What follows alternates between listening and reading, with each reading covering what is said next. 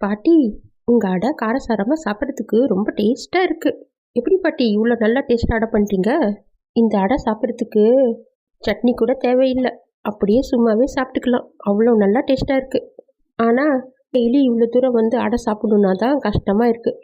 நீங்கள் எங்கள் ஸ்கூல் பக்கத்துலேயும் வந்து அடை கடை போட்டால் எவ்வளோ நல்லாயிருக்கும்.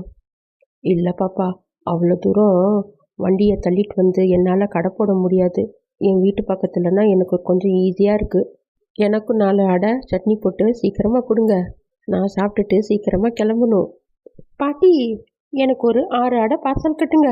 ஐயோ, சட்னி இல்லாமல் தீந்து போயிடுச்சே. பரவாயில்ல பாட்டி, உங்கள் அடை சும்மா சாப்பிட்றதுக்கு ரொம்ப டேஸ்ட்டாகவே இருக்குது. இங்கே பார்சல் கட்டுங்க. சரிம்மா, ஒரு நிமிஷம் இரு, பார்சல் கட்டி கொடுக்குறேன். இன்றைக்கி கடவுள் புண்ணியத்தில் வியாபாரம் நல்லபடியாக முடிஞ்சுது. அடா தம்பி முத்துப்பாண்டி, ஏன் அங்கே உக்காந்துட்ருக்க? நீயும் வந்து ஒரு 2 அடை சாப்பிட்றது. என் கையில் காசு இல்லை பாட்டி, காசு இருந்தால் தானே வாங்கி சாப்பிட முடியும். நானே ஒரு வேலை வெட்டியும் இல்லாமல் சும்மா உக்காந்துட்ருக்கேன். இதில் நான் கடன் வாங்கி சாப்பிட்டா திருப்பி கொடுக்கணும் இல்லை? அடை உனக்கு 2 அடை கொடுத்தா என்ன என் சொத்தா குறைஞ்சி போயிடு, வந்து சாப்பிடுவா, நீ ஒன்றும் காசு கொடுக்க வேணாம். இல்லை பாட்டி, பரவாயில்ல, எனக்கு வேணாம். அட சொன்னா கேளு, வந்து சாப்பிடு. இந்தா, நீயும் நானும் சேர்ந்து சாப்பிட்லாம், வா. இந்தா, நீயும் நானும் சேர்ந்து சாப்பிட்லாம். போ பாட்டி, நீ டெய்லி இப்படி ஏதாவது சொல்லி எனக்கு சாப்பாடு கொடுத்துட்ற, எனக்கே ரொம்ப கஷ்டமாக இருக்குது. நான் உங்ககிட்ட டெய்லி வாங்கி சாப்பிட்றேன், ஆனால் என்னால் காசே கொடுக்க முடியல. எனக்கே சாப்பிட்றதுக்கு ரொம்ப வெக்கமாக இருக்குது பாட்டி. அட, என்னோட பையனை இருந்தால் நான் கொடுக்க மாட்டேனா? உன்னை நான் என் பையனாக தான் நினைக்கிறேன், வந்து சாப்பிடுவா. ஏப்பா முத்துப்பாண்டி, இந்த கிராமத்தில் போய் உனக்கு என்ன வேலை கிடைக்க போகுது? டவுனில் போய் வேலை தேடினாலாவது உனக்கு ஏதாச்சும் வேலை கிடைக்கும். இங்கே இருந்துட்டு உனக்கு என்ன வேலை கிடைக்க போகுது? அங்கே டவுனுக்கு போன உடனே என்ன வேலை கிடைச்சிடவா போகுது? இப்போல்லாம் ரெக்கமெண்டேஷன் இல்லாமல் யாரும் அவ்வளோவா சேர்த்துக்கிறது இல்லை. இப்போ தான் மாம்பழ சீசன் ஆச்சே, மாம்பழ வியாபாரம் பண்ண வேண்டியது தானே. அதுக்கு அவ்வளோ பெருசாக ஒன்றும் முதல்லலாம் தேவைப்படாது. ஆமாம் பாட்டி, அதையும் பண்ணேன், மாம்பழ வியாபாரமும் பண்ணி பார்த்துட்டேன்.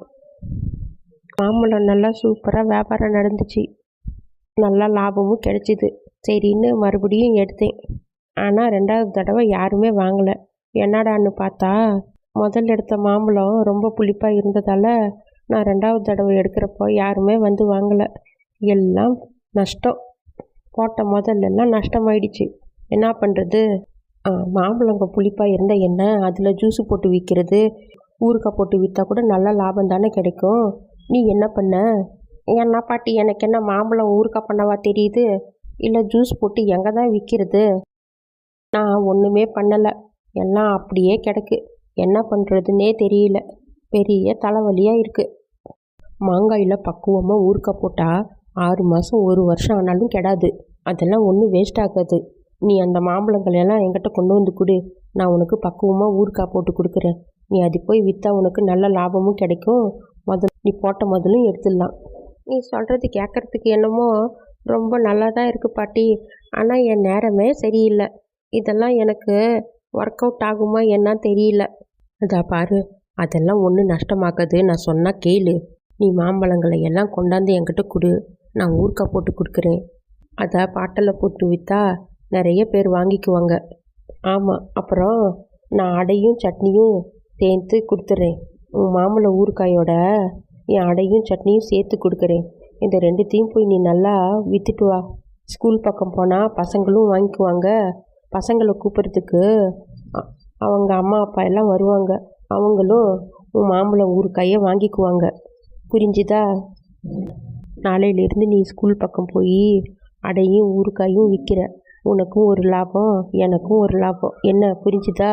சரி பாட்டி, நீ ஏதோ சொல்கிற, உன் பேச்சை நம்பி நான் பண்ணுறேன். இது பாட்டியோட அடை மாதிரியே இருக்கே, ரொம்ப டேஸ்ட்டாக இருக்குது. இது பாட்டி சுட்ட அடை தான்.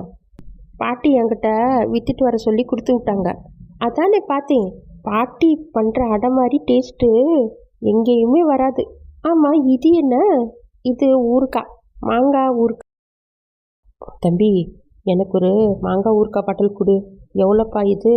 50 ரூபா. சரி, 2 பாட்டிலாக கொடு. தம்பி, எனக்கு ஒரு மாங்காய் ஊறுக்காய் பாட்டில் கொடு. இது என்ன? எனக்கு ஒரு 3 அடை கொடு.